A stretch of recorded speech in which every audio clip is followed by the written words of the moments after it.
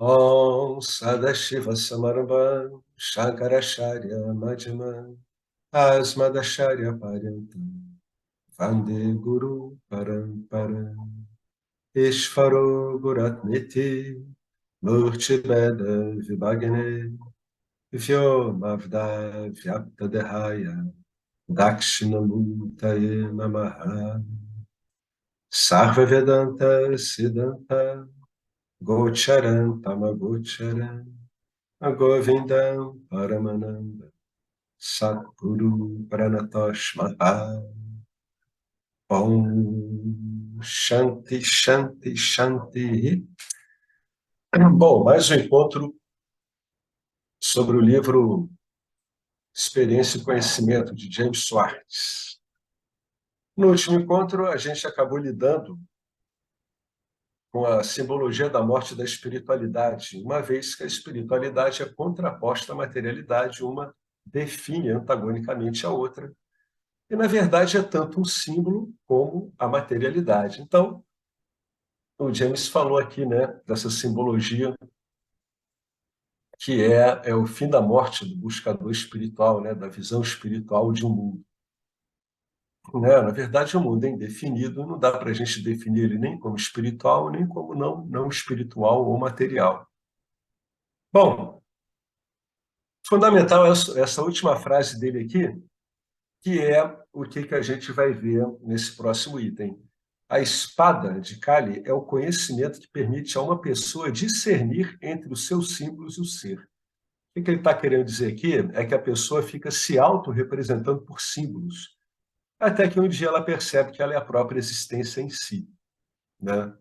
Que símbolo é esse? Esse símbolo pode ser qualquer coisa. A minha vida, o meu corpo, minha profissão, minhas crenças, né, meus gostos. É tudo um amontoado de símbolos. O homem e seus símbolos. O homem, o ser humano, ele se autodefine por símbolos.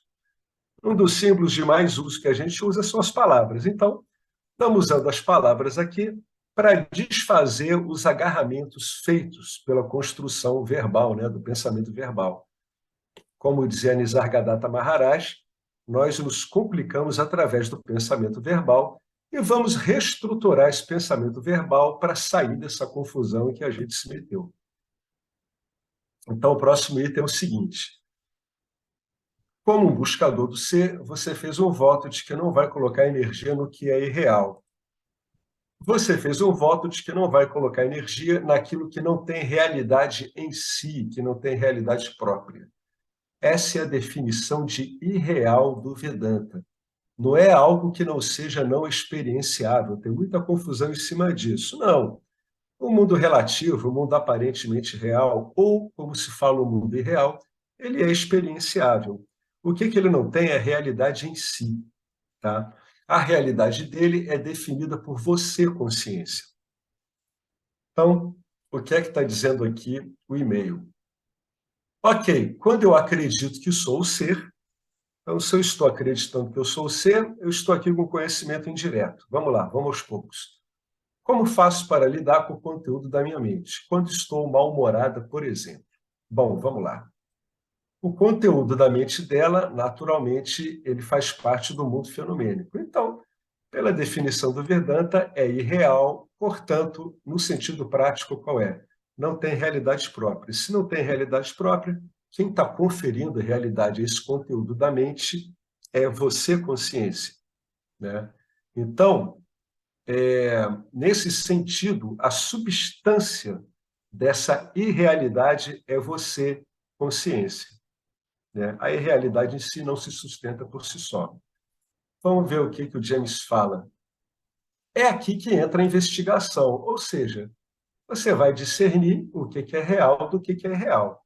Ou seja, aquilo que tem realidade em si, daquilo que toma realidade emprestada, daquilo que tem realidade em si. Então, daquilo que toma realidade emprestada de você, consciência. Como buscadora do ser, você fez votos de não colocar energia na irrealidade.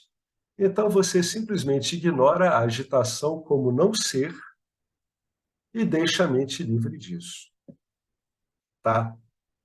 Isso aqui vai fazer com que, quando é bem feito, quando já tem uma certa maestria nisso, Isso vai fazer com que a aderência da atenção do investigador seja muito pequena em relação a essas agitações.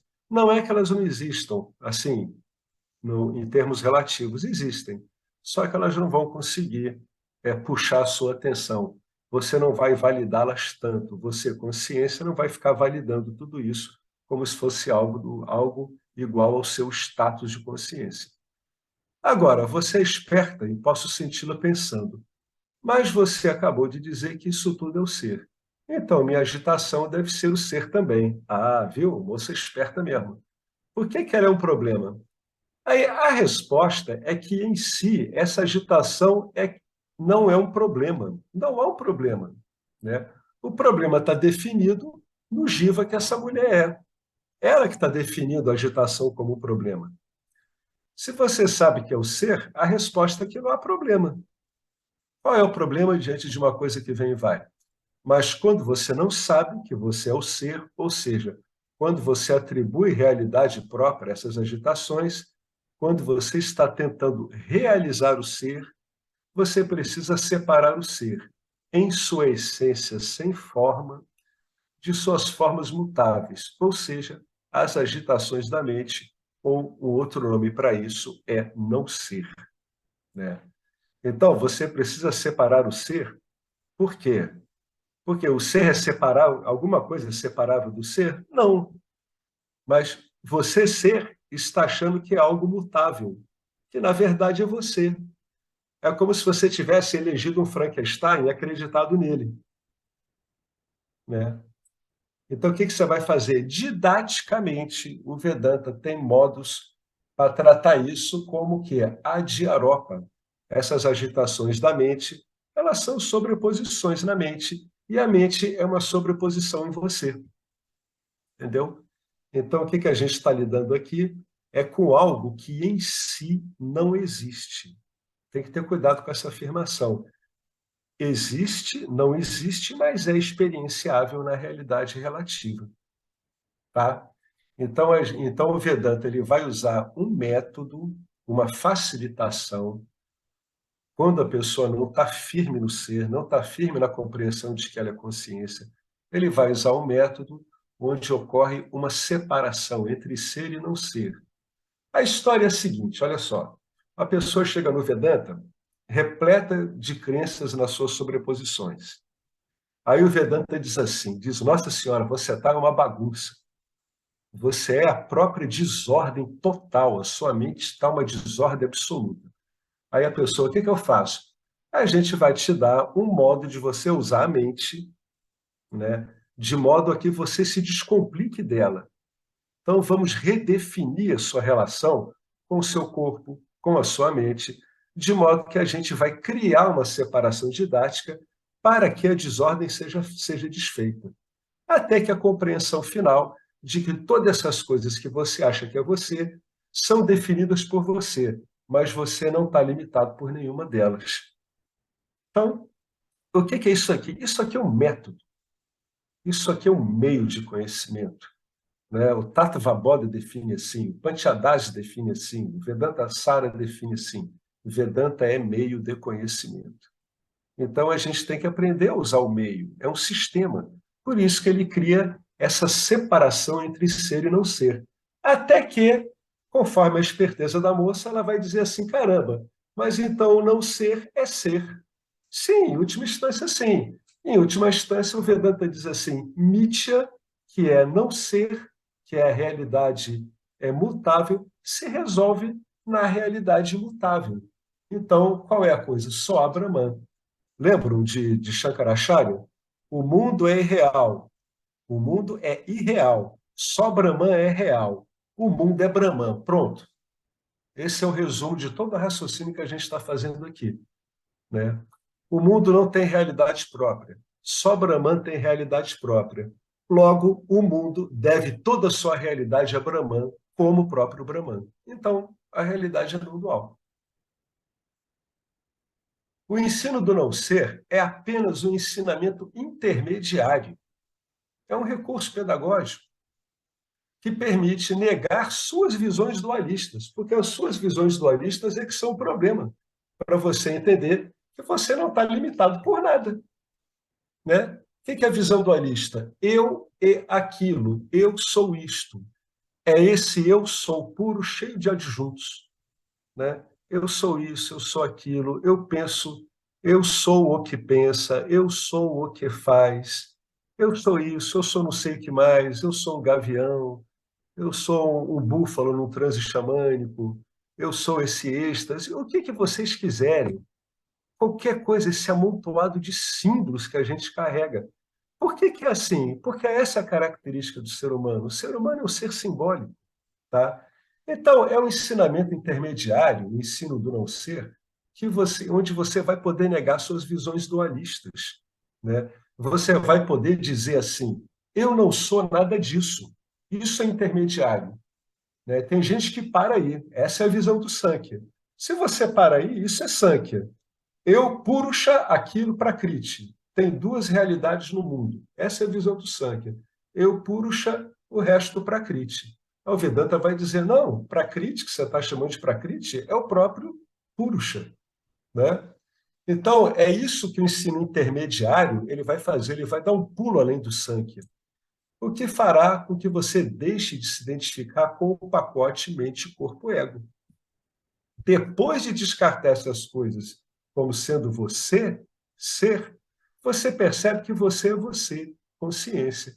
No final, portanto, o não ser também passa a ser conhecido como ser, né? No fundo, no final, só há consciência, né? No final, só há a luz que ilumina o mundo, sendo o mundo essa própria luz. Ele é reduzido, né, é engolido em toda a sua significância pela própria luz que lhe dá origem sem ser afetada por ele, né?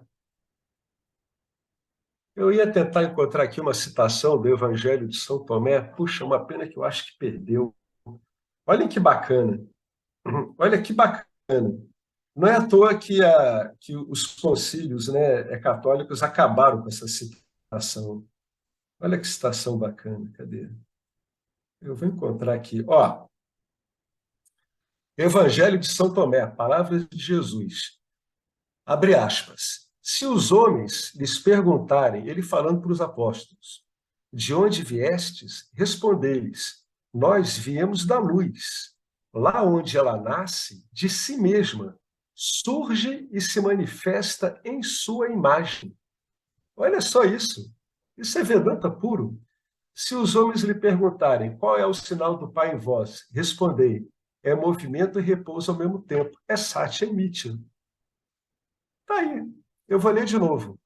Tá?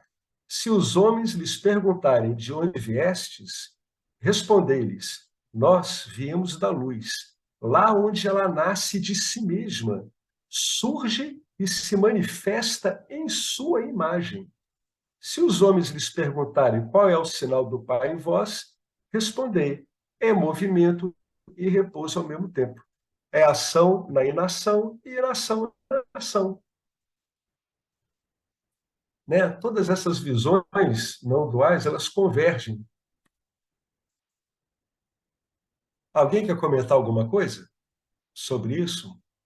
Como buscador do ser, você fez um voto de que não vai colocar energia no que é real. Mas o mais interessante é isso aqui. O ensino do não ser é apenas um ensino intermediário, né? Para que serve isso? Para negar suas visões dualistas, só para isso. É só um ajeitamento, é uma organização que tem que ser feita numa casa completamente desorganizada pelo uso inadequado da mente, né? Notadamente pelo mau uso do pensamento verbal, notadamente por isso. E a outra coisa interessante aqui é que, afora a pessoa que está achando que tem um problema na mente, né, não há problema nenhum, inclusive para as outras pessoas. Por isso que os problemas são privativos, né? Não tem problema para ninguém. E se ela olhar bem, não tem problema para ela também. Repara que uma pessoa que olha um problema de outra de fora, ela está objetivando o problema da pessoa, né? Ela não está sendo definida por aquele problema. É por isso que é tão fácil a gente dar opinião na vida dos outros, porque a gente não está misturado com as coisas, né? E, em geral, quem está de fora acaba dando uma visão melhor mesmo, uma mais revoltada que a pessoa que esteja envolvida com o problema fique. Em geral, quem está do lado de fora acaba dando uma opinião mais sóbria, né? Mas, em geral, a gente não gosta. Isso ocorreu comigo recentemente, né? Minha namorada deu uma opinião, a opinião dela era melhor mesmo, mas na hora eu fiquei meio zangado. Mas eu vi que eu estava me zangando, né? Mas na hora eu não consegui fazer nada com isso. É engraçado quando, às vezes, a potência do condicionamento é tão grande que ela te arrasta. Mas só o fato de você saber que você está sendo arrastado não quer dizer que você está irremediavelmente sendo arrastado, não é mesmo? Uma hora aquilo ali passa, né? Não vai ter problema. Então, eu vou continuar aqui. Eu estou achando tudo isso cada vez mais louco. E mais louco ainda a confusão que a gente faz com tudo isso. Quem é É que porque experimenta... você está sendo arrastado porque você está agarrado. É só você soltar. É só soltar, exatamente. É só o cara soltar aquela coisa que não tem como defini-lo. Aí o indivíduo diz assim, mas como é que isso aqui não me define? Aí você diz assim, você está assim o tempo todo? A primeira pergunta. Hum. Você está agarrado o tempo todo a essa coisa específica? Aí a pessoa não. Pois é, então quer dizer que você está agarrando, né? Então a pessoa que diz para você assim, eu sou deprimido. Aí você, é? Você passa 24 horas por dia, 7 dias por semana, 365 dias por ano, com certeza deprimido. É assim? A pessoa não. Aí você, pois é, tem momentos onde a depressão, né, não te agarra, na verdade, porque você não está agarrando a depressão. Né? Isso aí eu já falei aqui que foi o começo da saída da Byron Katie, né? Quando ela estava no hospital psiquiátrico, veio uma luz nela. Ela disse assim: quem seria eu se eu não tivesse agarrado com esse monte de ideias sobre mim mesmo? Né? O que ela disse para ela mesma? Desagarre, imagina como é que seria se você não tivesse agarrando isso.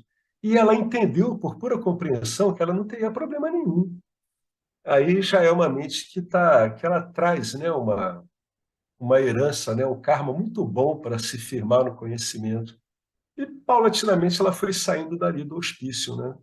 Olha que coisa interessante, hoje em dia ela sai do hospício e ela escreveu um método muito bom chamado The Work, né? O trabalho, que não tem exatamente a função aqui que tem o Vedanta, que é libertária, mas ela liberta o ego das pessoas dos seus agarramentos mais perigosos, né? Ela acaba fazendo que tenha-se um ego mais pacífico, né? Mais produtivo e não tão cheio das suas fantasias. Um ego cheio de si é somente um ego que está alimentando suas fantasias no grau máximo, né? Está turbinando com gasolina azul, aquilo ali tudo. Então, muitas vezes a pessoa não tem nem noção disso que a gente está falando, mas vem uma luz nela, né? Quem seria eu se eu não estivesse pensando esse monte de coisa, né? Aí vem a pergunta: quem é que experimenta emoções negativas? Naturalmente, o experimentador, né? Que a gente já está trabalhando aqui há muito tempo no Vedanta. É o corpo sutil, né? É o corpo sutil e especificamente a sua função egóica, aquele que é o experimentador, o fazedor, que se toma como o pensador. Os nenéns não conhecem o ego, né? Porque neném quer comer, neném está com fome. Então, para os nenéns, neném é um terceiro mesmo, né?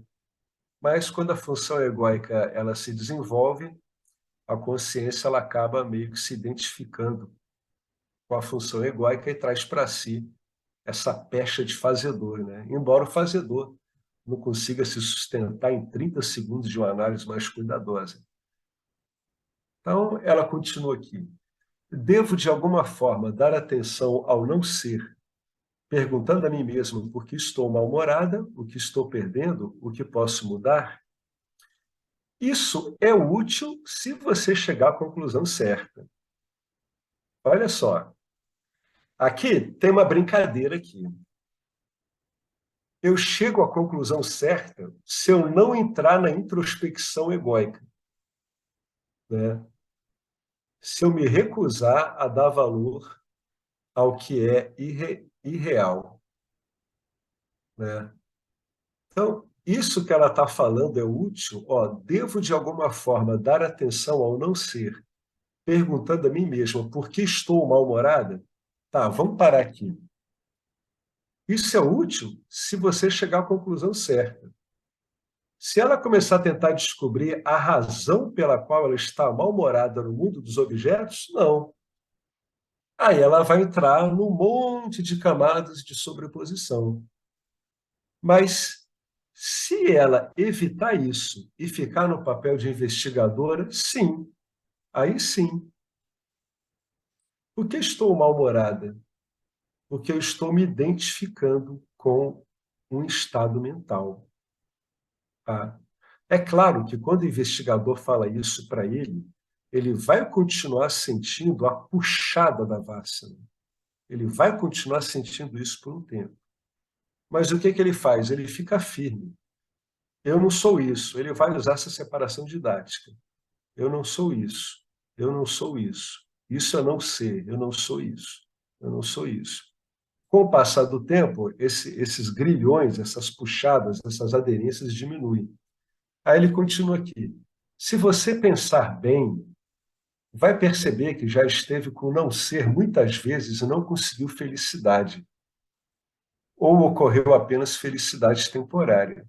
Então você entende que segui-lo é uma rua sem saída. É o que a gente está falando aqui. Se você segue o não ser, você vai para o local onde você sempre esteve. Ou seja, mais confusão com o não ser. Não vai levá-lo a lugar nenhum.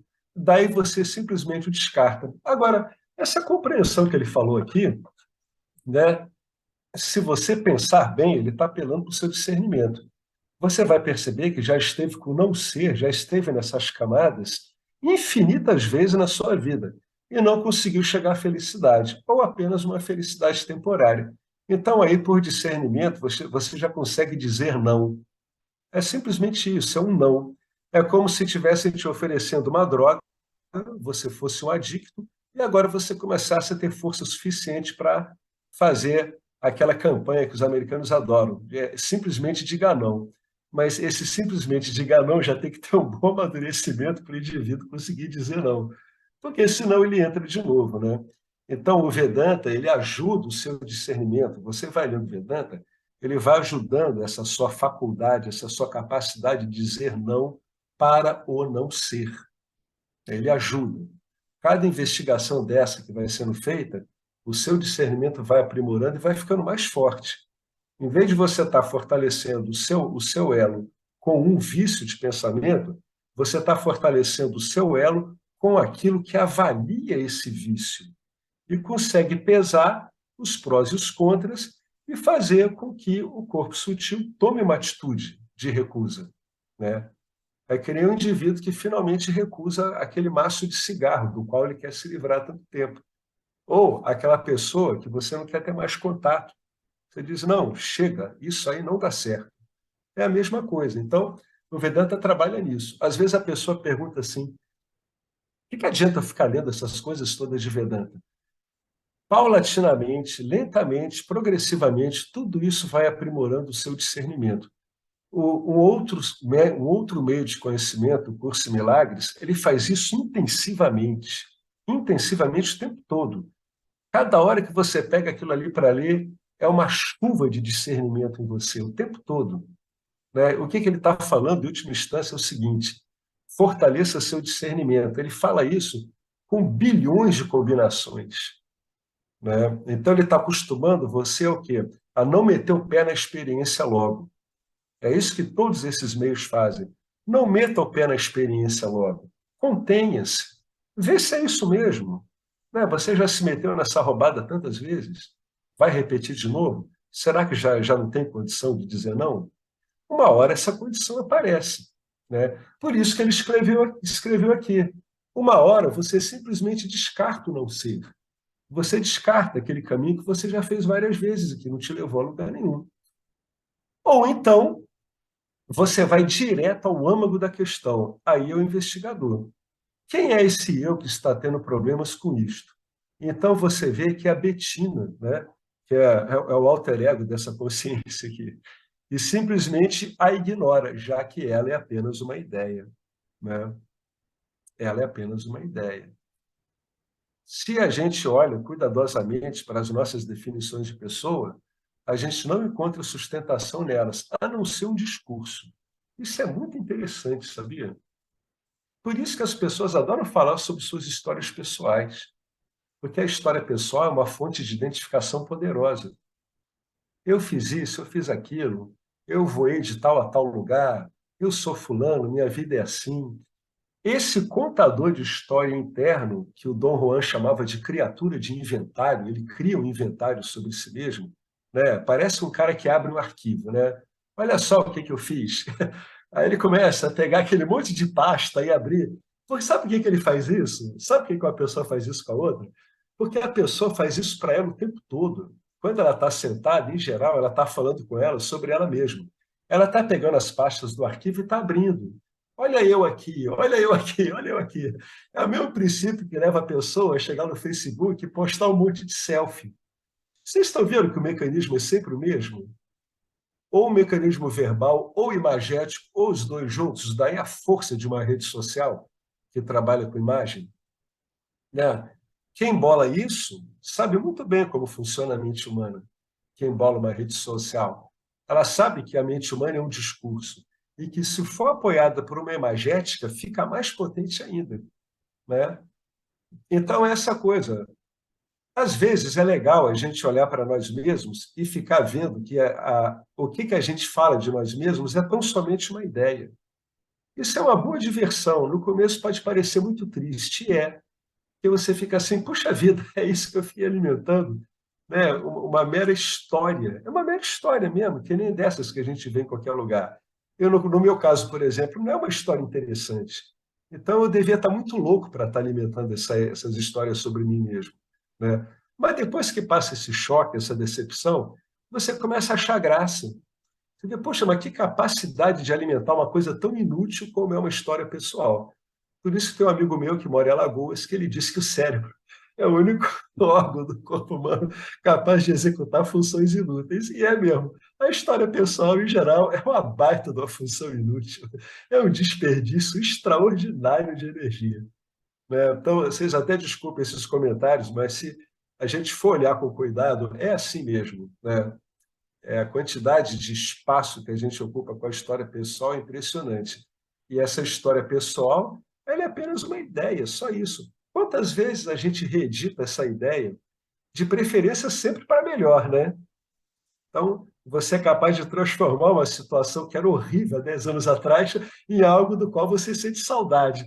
Aí você tem que ter juízo e dizer assim, cara, olha só, naquela época não era assim, você vivia falando mal dessa situação, então você tem que ser sóbrio, né? Tem que ter alguma sobriedade, senão a pessoa se perde de novo. A gente se perde de novo porque a gente se perde instantaneamente, né? Nós não somos criaturas do tempo e do espaço. Nós não somos do tempo e do espaço. O tempo e o espaço é sobreposto a nós. Então, a gente se perde no átimo de segundo. A gente escorrega muito rápido, né?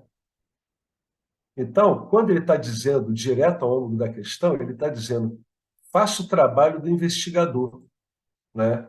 Quem é esse eu que está tendo problemas com isso? Os problemas são uma ideia, e quem está tendo problemas com uma ideia só pode ser uma ideia também, né? Que é a ideia de personalidade. Aí ele disse assim: ou você vê que o eu, o próprio experimentador, se resolve no ser e permanece nele. Ou seja, eu estou achando muito mais interessante ficar como um conhecedor. Aí a meu discernimento como conhecedor já tem que estar mais aprofundado do que eu ficar como experimentador em mais uma das inumeráveis camadas de sobreposição de pensamento. Então, é o que ele disse aqui.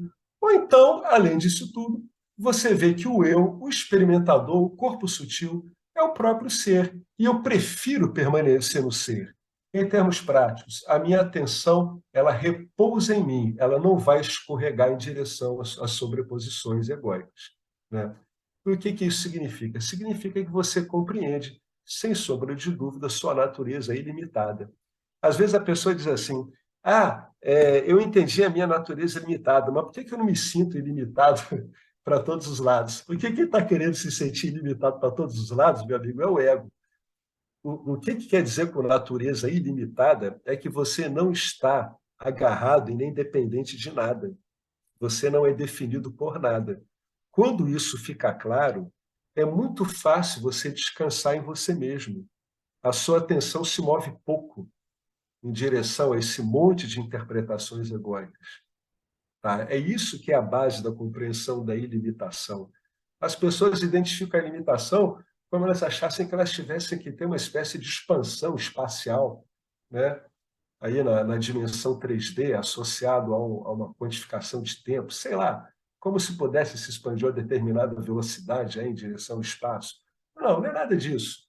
Né? É uma compreensão que te mostra que quem é ilimitado está livre de limitações, portanto, está livre desse monte de atributos, meus estados mentais, meu corpo, meus estados de humor, né? É isso que é a compreensão da ilimitação. Por isso que ele diz assim, ou a outra opção é você ver que o próprio corpo sutil, a entidade experimentadora, é o próprio ser, é você. Então você, né, já está habituado e você descansa em você mesmo.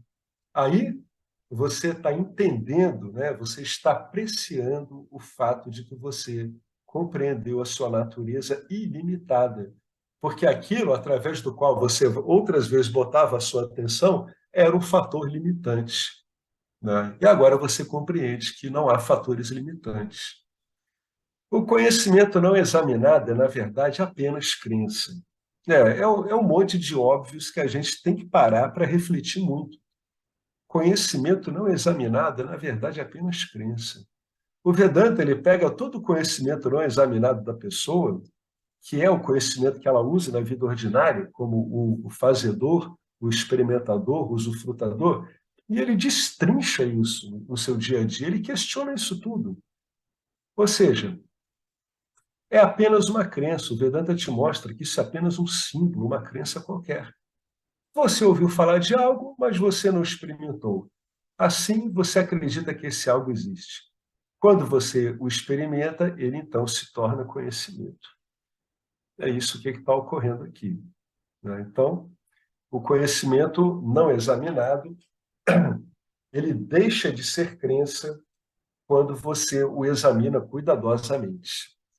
Por isso que o Vedanta ele enfatiza conhecimento, e é por isso que o nome desse livro é Conhecimento e Experiência. Quer dizer o seguinte, detenha-se antes de entrar na experiência de ponta cabeça. Né? Examine o seu conhecimento condicionado, ou seja, aquele conhecimento que você simplesmente assimilou à sua volta, aderiu à sua volta, sem estudá-lo corretamente. Então, o Vedanta ele vai fazer com que você examine cuidadosamente, criteriosamente, todo esse pseudo-conhecimento não examinado que você diz assim, eu sou isso, eu sou aquilo. É isso que o Vedanta quer que você faça. Tá? Ele quer que você critique o seu condicionamento. Mas não é para brigar com o condicionamento, não. É ter uma visão crítica. Uma visão crítica não é uma visão que está brigando com coisas, ela está compreendendo. Tá? É isso que ele está querendo dizer aqui. Vocês querem fazer algum comentário aqui?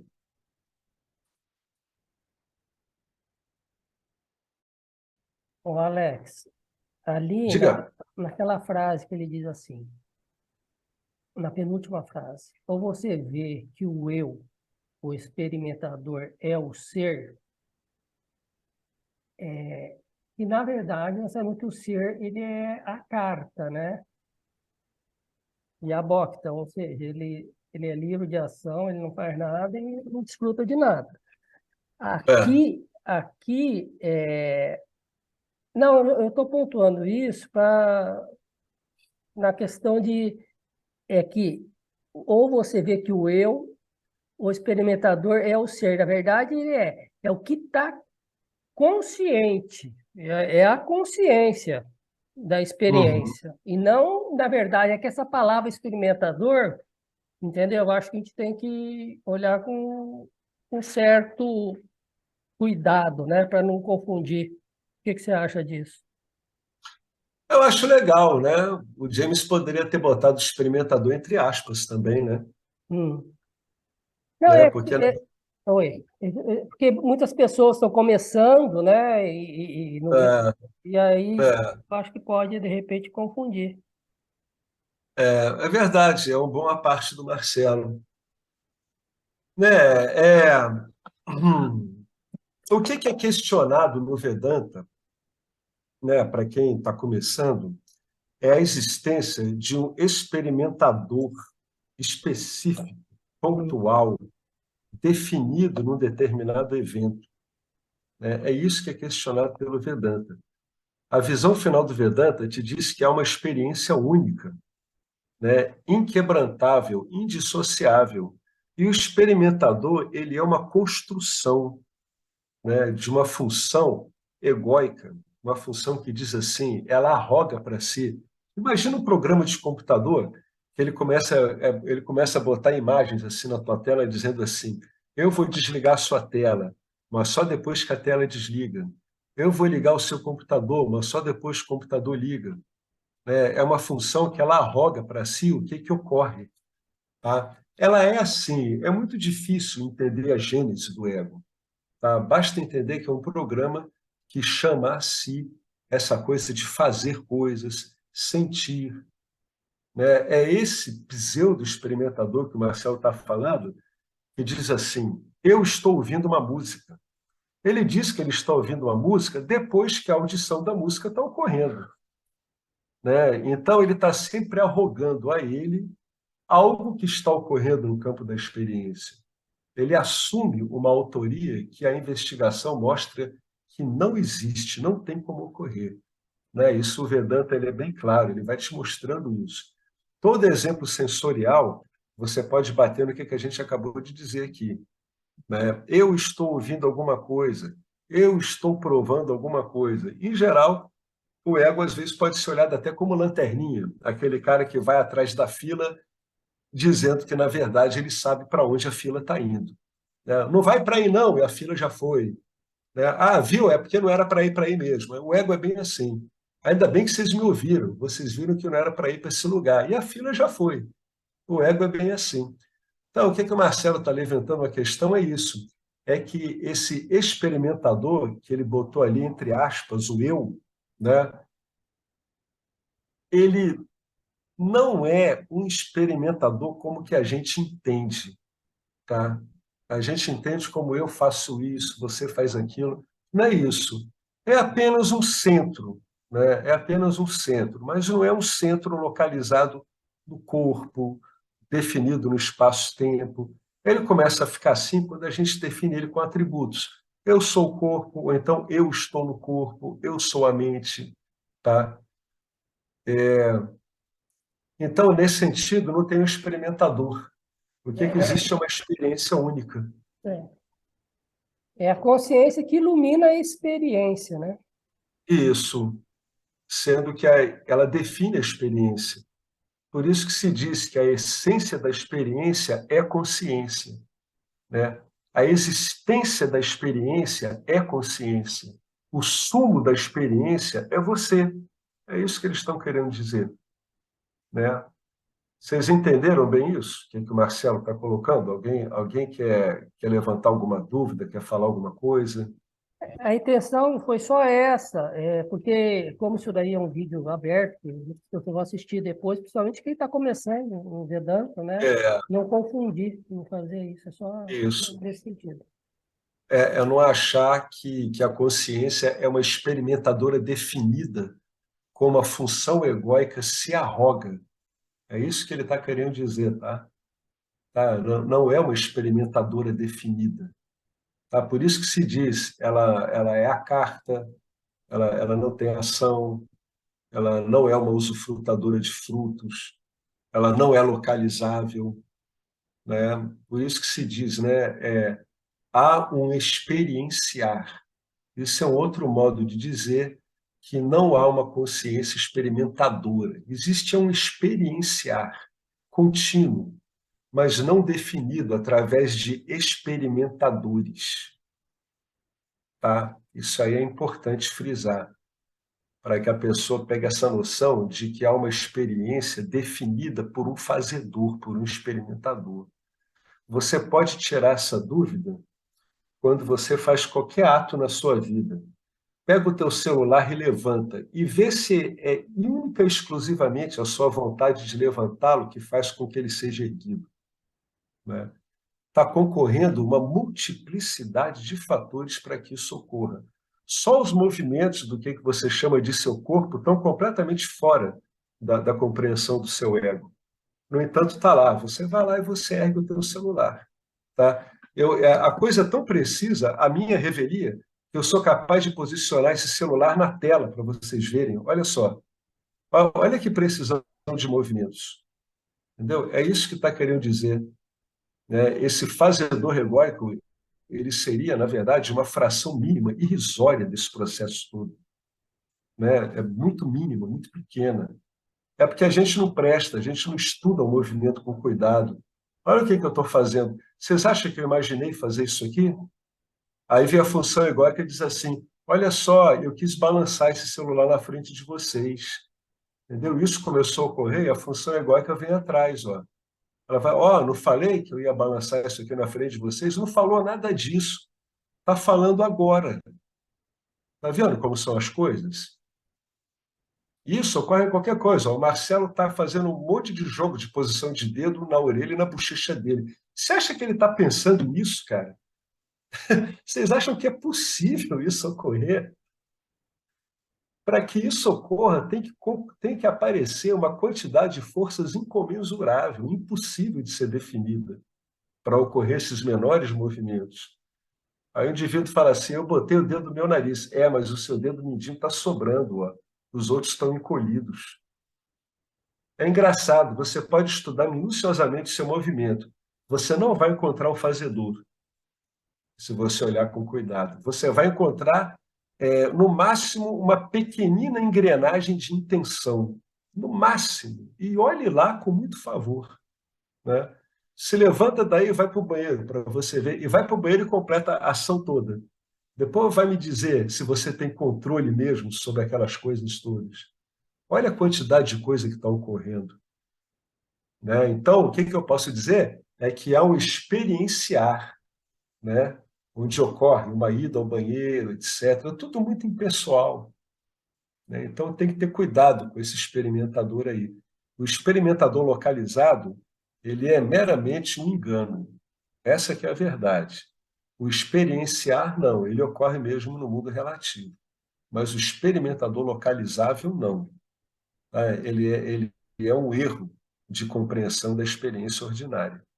Tá? Por isso que você vê tanta gente fazendo tanta coisa, por exemplo, em esportes, né? Em atividades, a pessoa diz, eu nem sei como é que eu fiz isso. Claro que ela não sabe, não foi ela. É simples. Eu não sei como é que eu fiz isso, eu não sei como é que eu marquei aquele gol. Não vai saber nunca. Se você soubesse, você faria aquele gol o tempo todo. Para provar que não sabe, você não vai fazer nunca mais aquele gol, né? Então vai um jogador de sinuca, faz uma jogada incrível. Nossa, nem eu sei como é que eu fiz isso. Exatamente, não foi você. Então a gente consegue ver que não tem um experimentador definido, né? É isso que o Marcelo está chamando a atenção.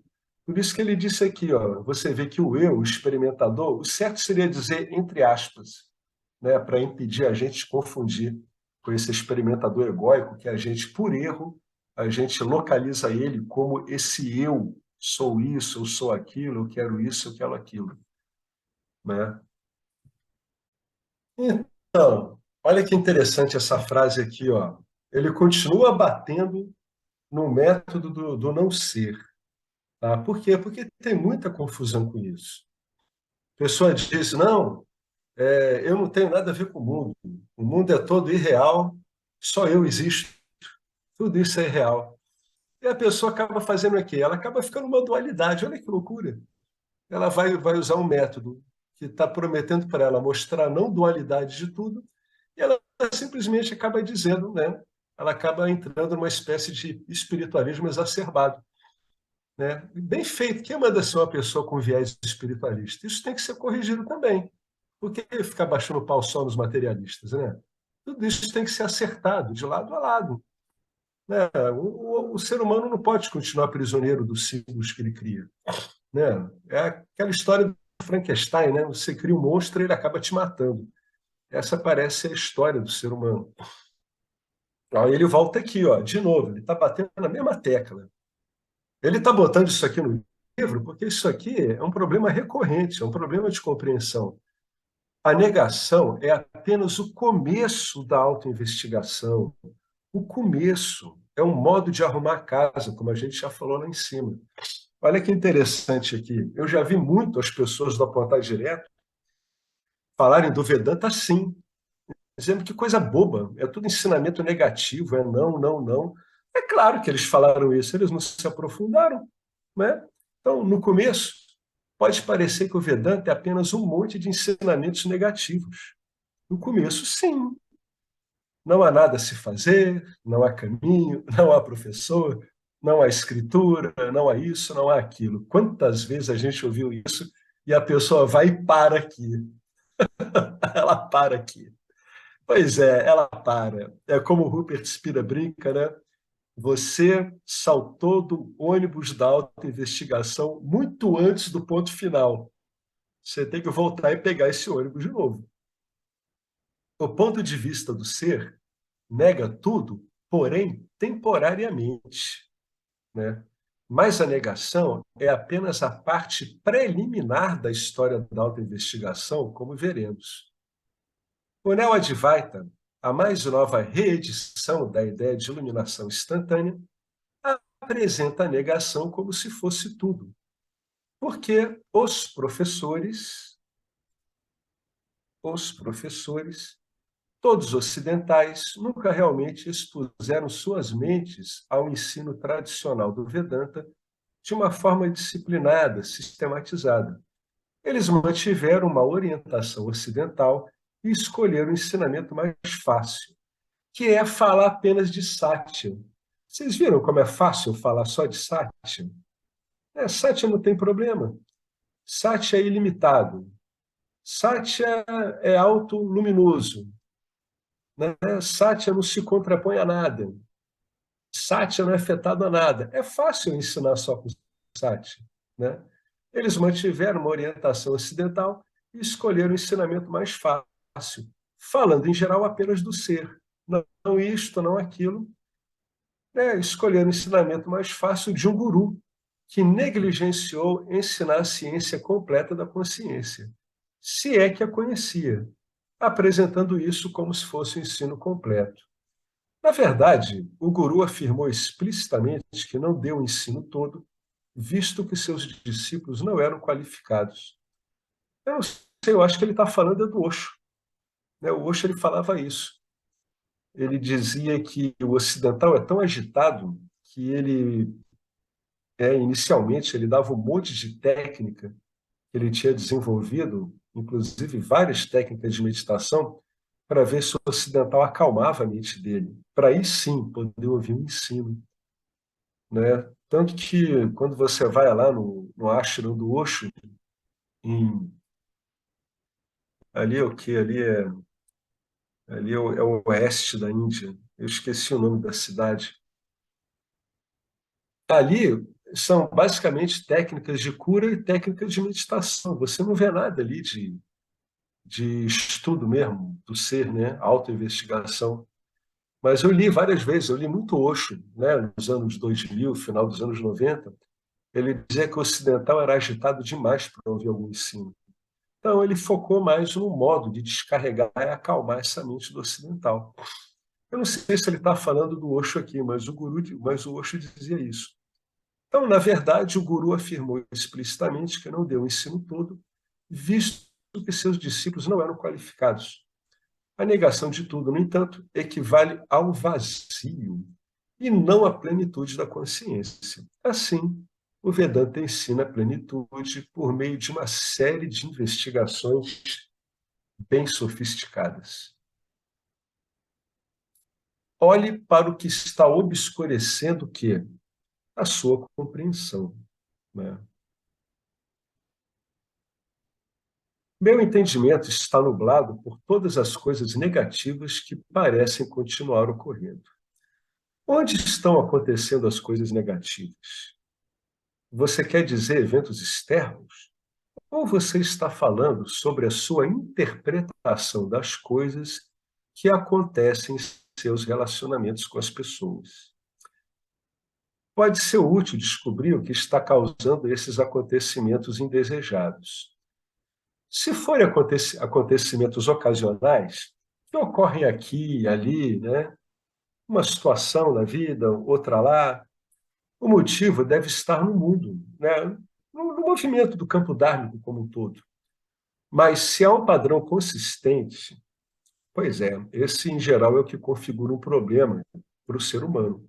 É quando há um padrão consistente, um padrão repetitivo. Se há um padrão consistente, então é provável, eu diria, é extremamente provável que isso tenha a ver com alguma falta de equanimidade da sua parte.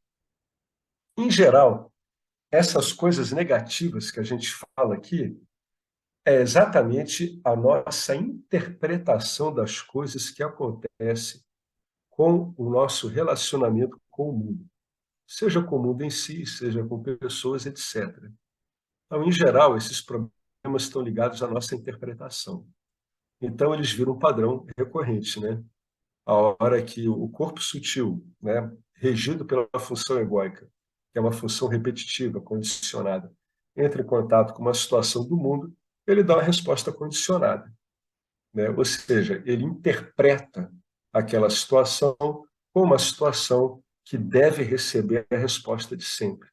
Ele nivela uma situação e, nivelando todas as situações, ele vai lá dar a mesma resposta de sempre. É claro que isso dá margem para um monte de problema, né? Você está rígido diante de um meio, que é o campo dármico, extremamente móvel. É claro que vai ter problema, né? É quando o condicionamento ele deixa de ser funcional e ele vira uma fonte de problemas, que é uma situação infinitamente mais comum do que a gente pensa. Aqui ele está indo pelo medo, né? Se você puder achar o pensamento de medo, já achou tudo. Porque, em geral, qualquer carga negativa está associada a medo. É muito difícil você ter uma carga negativa que não tenha uma identificação, que não tenha como lastro o medo. Um medo que um medo egóico, tá? Um medo, uma apreensão, uma contração.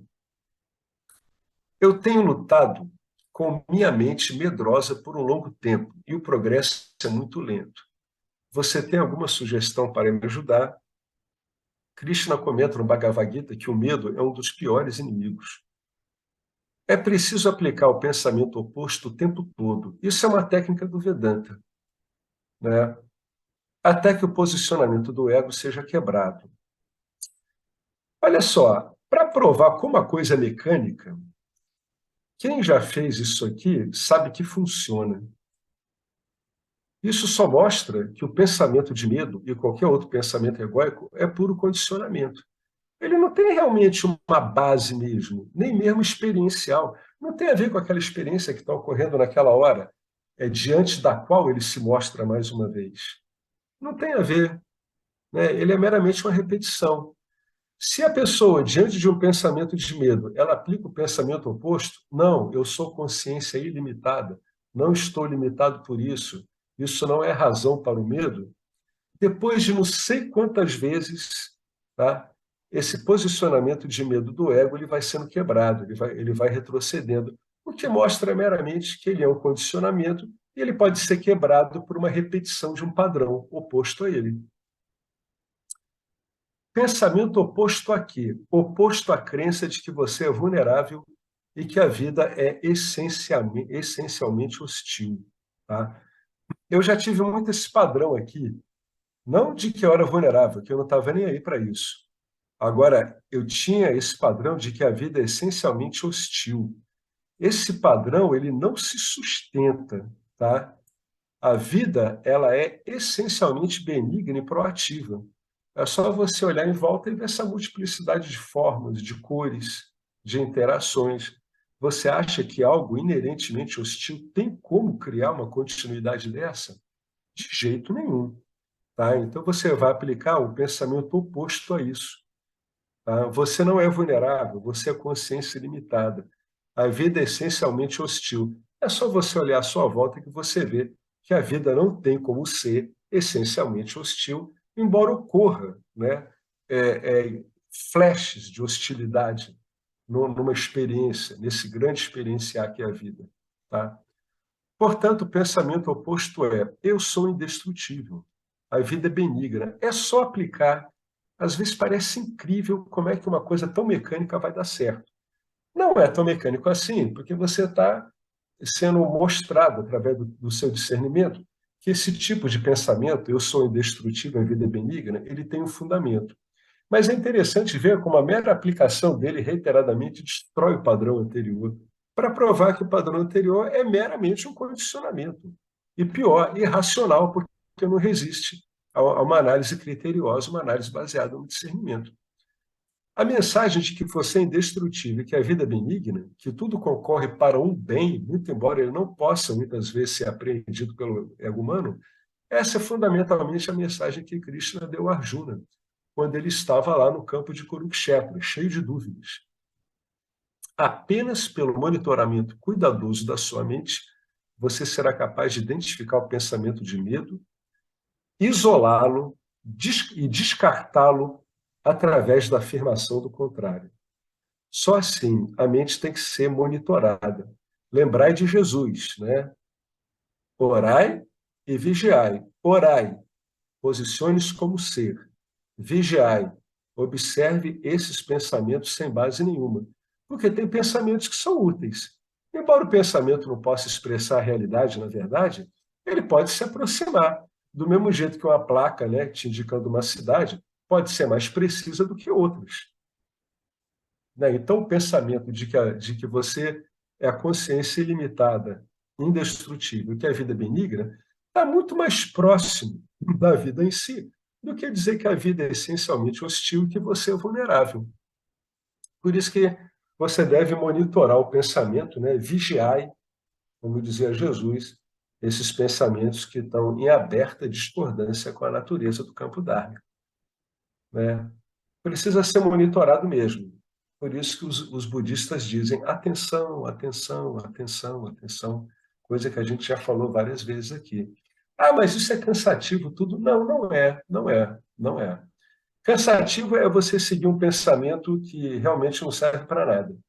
Isso é extremamente cansativo. Agora, você monitorá-lo e impedir que você o siga, isso não é cansativo, isso é um alívio. Com o passar do tempo, isso é feito automaticamente. Começam a aparecer pensamentos no seu corpo sutil e você diz assim: "Bom, mas olha que coisa dessas, eu não vou seguir isso de jeito nenhum, isso não tem inteligência nenhuma, esse pensamento. Isso não me acrescenta nada." Acredite, isso ocorre mesmo. Tem uma hora que você começa a ter essa deliberação. O que é isso? Isso é o começo da maestria da mente. Maestria da mente não é você pensar o que você quer, é você, isso sim, seguir ou não determinado pensamento. É isso que é maestria da mente. Pensar o que você quer não faz sentido nenhum. Não existe um fazedor. Na sua mente vai seguir todo tipo de pensamento possível. Né? A maestria consiste em você se fazer acompanhar pelos pensamentos e pelas ideias conducivas, né, a uma mente satívica e ao bom funcionamento do campo Dharma. Isso sim é maestria da mente.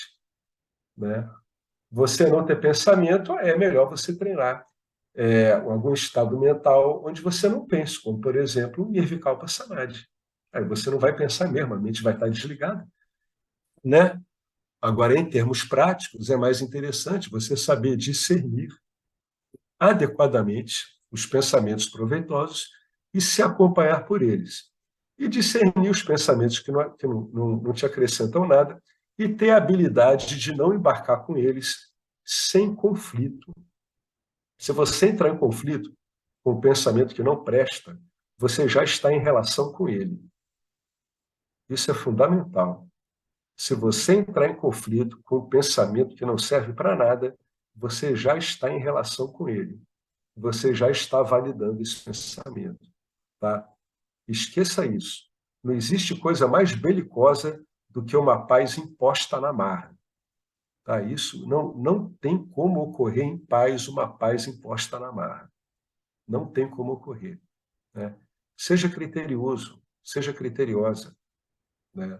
Vai se acostumando, seja íntimo do que acontece na sua mente. Afinal de contas, pelo menos por enquanto, é a sua casa. Por menos agradável que ela lhe pareça, é a única casa da qual você pode se tornar verdadeiramente íntimo, né? Com a devida atenção e cuidado, com o passar do tempo, ela vai ficando uma casa mais agradável, sem conflitos, né? É a casa de Rumi, né? Rumi não brigava com pensamento nenhum, nenhum mesmo. Ele não tinha conflitos, né? Fundamentalmente, tudo isso é impessoal. Os pensamentos que estão chegando na sua mente não chegam numa mente que é sua e não são seus, né? Não há nada seu, né? Então, apenas pelo monitoramento cuidadoso, cuidadoso, o que é isso? Dedicado, estudado. Isso aqui é uma devoção, é um carinho, é um gesto de amor que você está fazendo com o seu veículo de experiência. Essa coisa espetacular chamada mente humana. Formidável, né? Tão transformada no diabo por aqueles inaptos a lidar com ela, né? Nada como botar a culpa em alguma coisa, de preferência inerte, porque você não consegue desenvolver habilidade para qualquer coisa. Não é nada como eleger um capeta para as nossas deficiências, né? Todo ser humano adora fazer isso. É a coisa mais humana que tem. Então você tem que ter um monitoramento cuidadoso, carinhoso, sem conflitos. Apenas pelo monitoramento cuidadoso da sua mente, você é capaz de identificar o pensamento de medo, individualizá-lo, afirmar o contrário e, finalmente, através disso, ele vai sendo descartado. Dito isto, o medo é o inimigo mais intratável e difícil de vencer. Todos os outros pensamentos, né, tamásicos, eles vêm do medo, todos eles. Não tem um pensamento tamásico que não tenha como base o medo.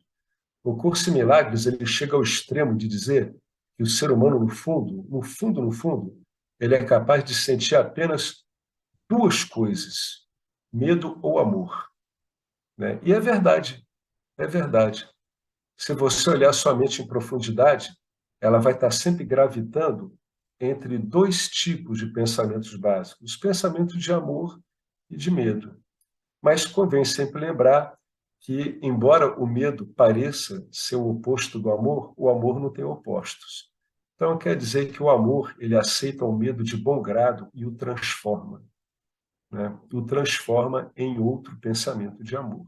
Como? Anulando a carga, né, medrosa dele através da compreensão. Aqui tem, aqui tem uma coisa muito bacana, quer ver? Não tem a ver com o que a gente estava lendo, mas eu vou ler isso aqui e depois a gente para. O que a gente estava lendo é basicamente uma pessoa que escreveu para o James, né? E ela estava querendo saber como é que ela poderia lidar com o que ela chamava de mau humor, pensamentos negativos. Então, o James deu várias opções para ela, né? Desde fazer seriamente uma autoinvestigação ou olhar corretamente o que significa um pensamento negativo, né? Ou algo que ela está confirmando, que ela é que está dando existência. Então, agora a gente vai ler uma outra coisa, né? Como ele é pequeno, vale a pena. Que o título é o seguinte: A experiência surpreendentemente suave do conhecimento. Olha só, a experiência surpreendentemente suave. Ele não está falando de um pico de adrenalina, noradrenalina. Não é um repique desses que a gente está acostumado com o condicionamento. Olha, essa experiência me deixou feliz, eu estou pulando de alegria, né? Estou eufórico. Olha só, surpreendentemente suave. Uma experiência eufórica, ela está regida por rajas. Uma experiência suave, ela está regida por sattva. E todo Vedanta, todo o trabalho de discernimento do Vedanta é para que a sua mente se torne preponderantemente satívica. Eu sinto como se estivesse tendo pequenos vislumbres de algo nos últimos dias. Estes vislumbres, definitivamente, atenção para a próxima palavra, não são êxtases alucinantes, não são. São quase imperceptíveis. Eu diria, são delicadíssimos. Esses pequenos vislumbres têm a ver com a distinção que você descreve entre fazer e conhecimento, entre experienciar e conhecimento. A experiência, aí ela botou aqui entre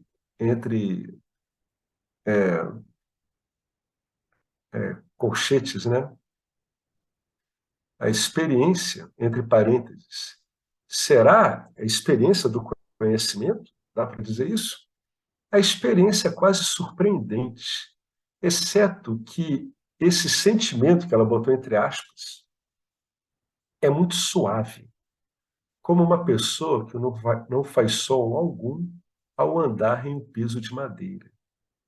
É como ouvir o som nada ao sentar. É aquele som do budismo, né? Você bate palma com uma mão, você ouve o som nada.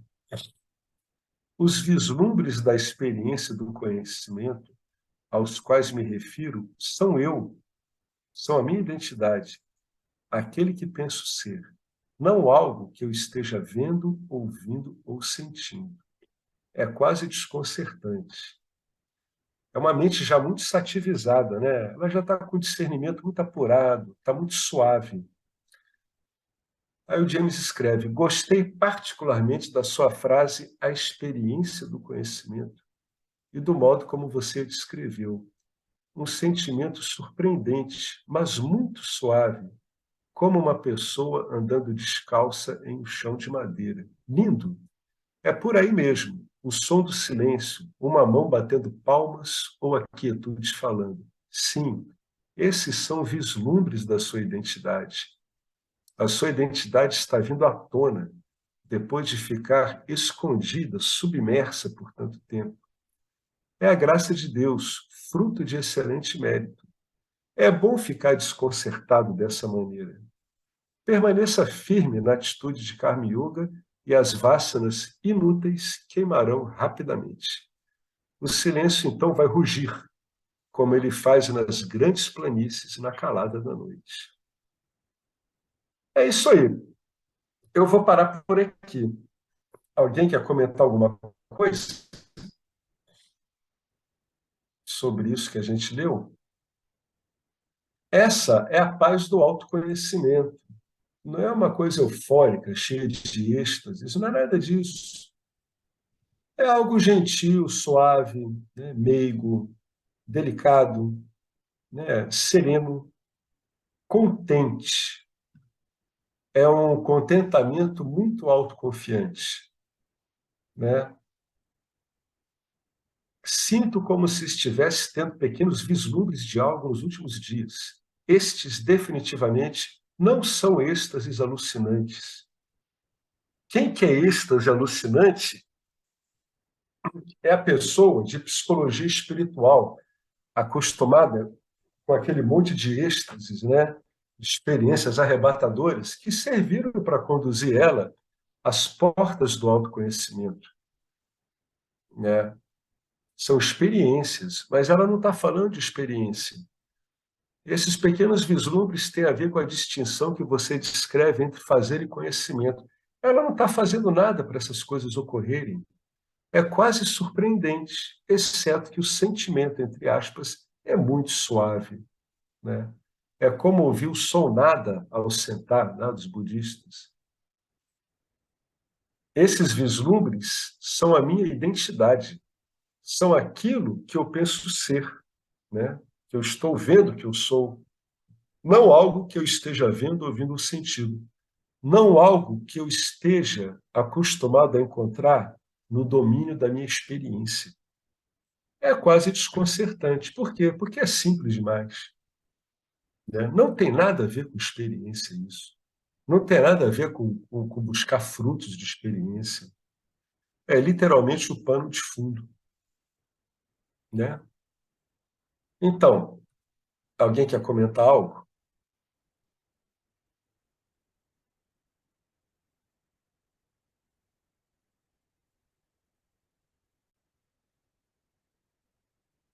Vocês estão tendo a experiência, entre aspas, suave, né? A quietude que basta a si mesma, né? Aí fica tudo quieto. Em geral, vai tendo uma redução na velocidade de pensamento, né? É porque aquela atividade espúria da mente de pensar pra caramba, ela diminui mesmo. Aqui isso é uma atividade espúria, não serve para nada. Tem uma coisa interessante, quanto menos ocorrer na mente essa sequência de pensamentos, mais você vai ter menos noção de tempo, né? Mais rápido parece que está passando um tempo maior. Quanto mais pensamentos, dá o efeito contrário. O tempo demora a passar. Isso é um bom sintoma para ver se a rotina da sua mente está trabalhando com uma sucessão repetitiva de pensamentos, ou se ela está uma mente mais funcional, sabe, mais compenetrada, mais repousada. É um bom padrão a impressão de passagem do tempo. Você repara que o adulto diz sempre que o tempo está passando muito rápido. Quer dizer, ele diz que a vida dele está passando muito rápido, né? O que está passando muito rápido é a velocidade absurda de pensamentos que ele usa para se identificar com eles e dizer que a vida dele é aquilo ali, né? É isso que ocorre. Eu vou então parar, agora que eu vi que vocês todos entraram nesse suave experienciar ininterrupto de si mesmos. Então, eu vou dar uma parada aqui e vou deixar todos nós nesse suave experienciar ininterrupto.